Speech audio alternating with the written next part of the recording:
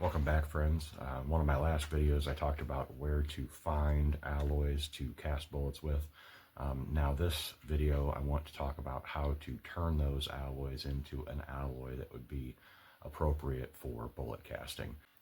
So here I've got a Lee hardness tester, really kind of a neat tool to be able to test an alloy and see how hard it is. But what if we don't have one? I'm not going to talk about testing alloys today. I want to talk about how to take known quantities. This isn't going to be an exact science. We're just going to take some common alloys and mix them, blend them to get a casting alloy. So to start with, you can get the information online or from the Lyman Cast Bullet Handbook as far as what BHN, Brinell hardness number, that's how we measure hardness of casting alloys. But you can look up the BHN for various metals. For example, here I have wheel weights. Those are clip-on wheel weights, and those have a Brinell hardness of about 12. This is range scrap that has a Brinell hardness of about 10. Linotype here has a Brinell hardness of about 22. And then monotype runs around 24, 25. Then there's also super hard that has a BHN of 30. I don't have any of that here. And pure lead has a Brinell hardness of about 5. So basically I'm going to show you how to take some alloys that you might have and mix them, blend them to be a desired hardness. So in this first example, let's say that we have some range scrap and linotype, and we want to make an alloy that is about BHN 15. That's good for almost all handgun loads. So what I'm going to do is I'm going to make a little mixing cross here, kind of like a tic-tac-toe board, and we're going to put our target in the middle. That's 15. So we want BHN of 15. I hope you can see this well enough. I'm trying to use a colored pencil that leaves a bolder line, but you know what? Let's try a marker. Hopefully it doesn't run out of ink. All right, so there's our tic-tac-toe board with 15 in the middle, and then we're going to do a little R for range scrap, and that's got a hardness of 10. Then we've got linotype. It has a Brinell hardness of 22. And so what we do is we go crosswise like this. So the difference between 22 and 15 would be 7. The difference between 10 and 15 would be 5. So that gives us 7 parts of range scrap and 5 parts of linotype. So if we did the 5 and 7 there, that would give us a pot with 12 pounds of metal in it. Now there's going to be some tin in the linotype.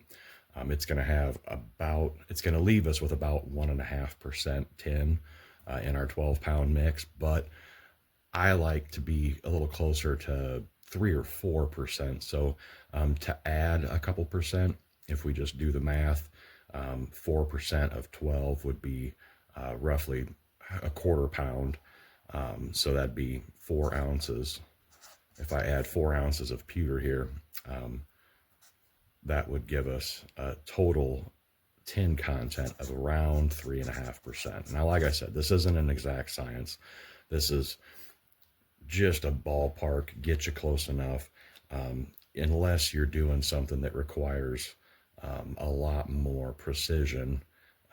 But you know, for 9mm plinking loads, this is going to get you really much closer than you'd even need to get. But like I said, just an example of how to get somewhere close to your target there. Now to show you another example, let's say, for example, let's say we want to cast some harder rifle bullets. We've got some linotype, that's going to be 22, but maybe we want to stretch that just a little bit more. You know, 22 is harder than we'd need. Let's settle for 20. So if our lino is at 22 and we want to throw some range scrap in there, R for range scrap at 10, the difference there is going to be 2 and 10. So if we had 10 pounds of linotype and we wanted to throw 2 pounds of range scrap in it, that would still get us a relatively hard alloy at 20 BHN. So, you know, and that's going to have enough tin from the lino that you probably wouldn't even need to add any. So we won't figure on anything like that. Let's do one more just for good measure. Let's say we've got some clip-on wheel weights. There's my wheel weights there. And let's use some monotype. We'll do an M for monotype. Monotype's 25 roughly. Clip-on wheel weights are about 12, and we want to make a pistol alloy again at 15. So our differences there would be 3 and 10. Now this isn't going to have a ton of tin in it, so I really like a tin heavy alloy. It just makes casting go so much better. That mold fill out is just a lot better. So let's say though we want to use like 50-50 bar solder. That's 50% tin and 50% lead. If we throw a pound of that in, that would get us a half a pound of tin, which would be roughly 4%. And that's going to throw off, you know, instead of being a 13-pound pot, it's going to be a 14-pound pot. But 50-50 bar solder has a BHN of about 14, so we're really not going to stray too far from our target of 15 there. So like I said, this isn't really an exact science, but I hope it helps you get a little bit closer to where you need to be, and helps you out if you don't have a hardness tester or don't want to buy pre-mixed alloys. Anyway, if you have any other questions or any other thoughts about all of this, feel free to drop a comment below, and thanks for watching.